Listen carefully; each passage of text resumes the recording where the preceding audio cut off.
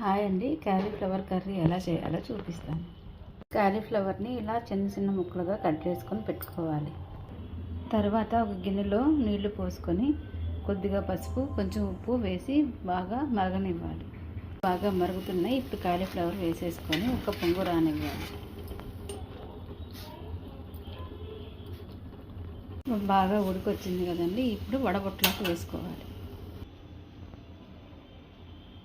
తర్వాత ఒక ఉల్లిపాయ, 2 టమాటాలు, 2 పచ్చిమిరకాయలు సన్నగా కట్ చేసి పెట్టుకోవాలి. పొయ్యి మీద బాండి పెట్టి కొంచెం ఆయిల్ పోసుకొని నూనె వేడెక్కిన తర్వాత కొంచెం పచ్చిమిరకాయలు, ఉల్లిపాయలు వేయాలి. తర్వాత కొద్దిగా పసుపు, కొద్దిగా ఉప్పు వేయాలి. తర్వాత కొద్దిగా అల్లం వెల్లుల్లి పేస్ట్ వేయాలి. బాగా ఫ్రై అవ్వనివ్వాలి. ఫ్రై అయిపోయింది. ఇప్పుడు టమాటా ముక్కలు వేయాలి. ఒకసారి బాగా కలుపుకొని మూత పెట్టి టమాటా ముక్కలు బాగా మగ్గనివ్వాలి.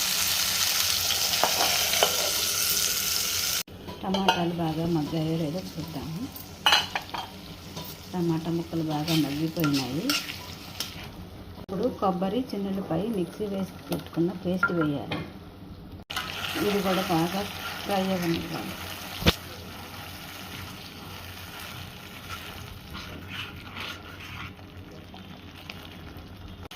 కొద్దిగా ఫ్రై అయిపోయింది. ఇప్పుడు కారం వేసుకోవాలి. నేను 2 స్పూన్లు కారం వేసాను. కొద్దిగా గరం మసాలా వేయాలి. బాగా కలుపుకోవాలి.